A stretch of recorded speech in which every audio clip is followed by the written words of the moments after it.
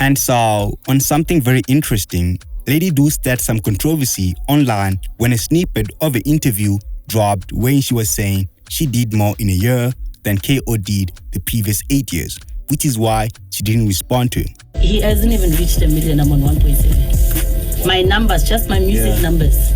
Let's take everything. Let's leave Sete out because that's where the issue is. Go to my numbers on Spotify, on Apple Music, and just check one of my songs.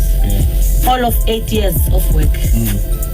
And I did that in a year. She clarified that on Twitter saying, "I never said I was bigger than QUO.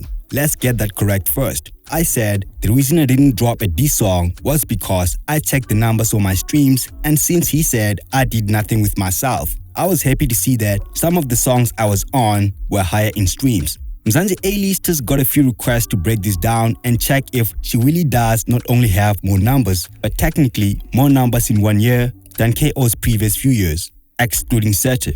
And Lady Do is technically correct. On the 1st of January 2021, Lady Do had only 27,000 total streams on Spotify. But by the end of December that very same year, Lady Do had over 11 million total streams. And this is whereas QUO's entire catalog before Sete had only 7 million streams in total, which means that she did almost twice his entire catalog in just 1 year. Of which to date, his hit song Sete, featuring Blackie and Young Stunner, has also done twice those numbers because it is approaching 15 million total streams. And the reason why we used 2021 was because Lady Do said she didn't release music in 2022 because she was working on a business, and mentioned that whatever it is she did that year equals QUO's career streams. However, this is not entirely precise for many reasons, and one of them is that Spotify launched in South Africa officially in 2018, so people like QUO and this generation cannot compete not only with the newer generation of hip-hop, but also amapiano.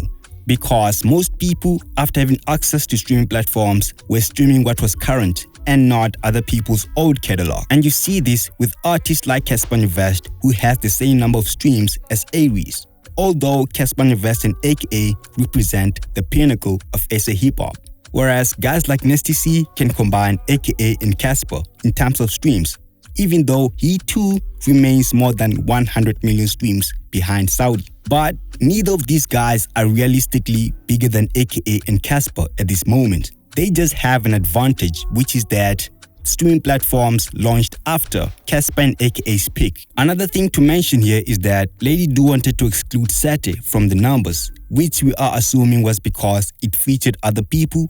But when you check Lady Do's Spotify, most of the numbers she has come from other people's songs too, as 9 out of the top 10 most streamed songs that she's in were other people's songs. However, she is a writer too, which changes the conversation slightly because the songs a songwriter writes become part of a songwriting catalog. So even though it is other people's songs, it technically still is part of a catalog.